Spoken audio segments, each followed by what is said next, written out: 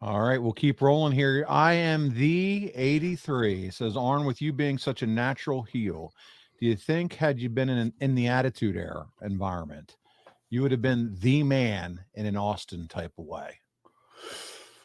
Oh, I don't know that I would ever been the man. Um, it's funny, it's at the time I would always hear that, hey, looks like a sixth grade school teacher. He looks like my neighbor next door, all those things. And they were right.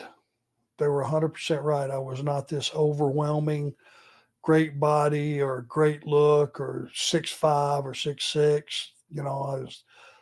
I was just kind of really, I guess if I was standing in line at the grocery store, I might be your neighbor. You know, it's when the audience now go back and they look at with fresh eyes and they go, yeah, but you know what?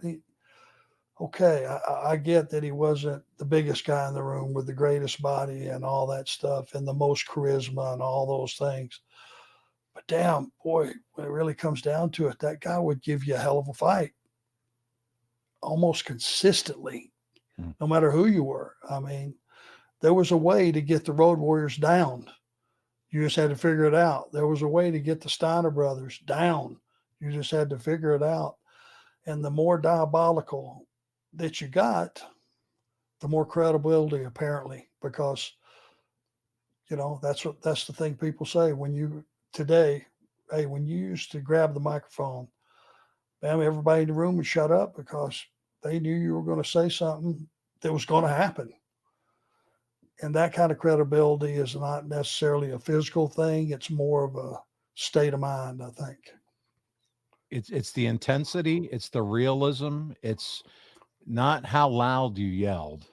It was just the power in the words that you said, Arn, and we could all relate, and we could feel it, So, That was and my goal.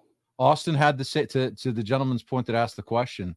That's the same thing that Austin brought as well. Yeah, obviously he threw in a few curse words along the way too, but it was intense. It felt real. And so I'm sure that, having worked with you those early days in WCW, he was taking a few notes on how Arn delivered his promos too. If he did anything, I just look at it as a tribute and I'm very honored.